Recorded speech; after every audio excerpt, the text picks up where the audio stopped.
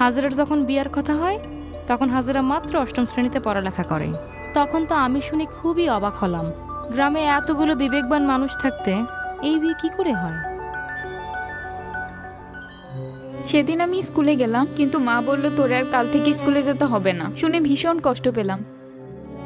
আমি হাজেরার বিয়ার কথা শুনে হাজেরাদের বাড়িতে যাই এবং তার বাপ মারে বোঝালাম যে অল্প বয়সে বিয়ে দেওয়া যাবে না। তারপরেও তারা আমার কথায় গুরুত্ব দিল না। মেয়ে বড় হয়ে গেল, তাই লোকে নানান কথা বললো বলে তাই বিয়ে ঠিক করলাম। আমরা গ্রামের গণ্যমান্য লোক গিয়ে বুঝাই যে আপনার মেয়ের বিয়ের বয়স হয় নাই, বিয়ে দেওয়া যাবে না।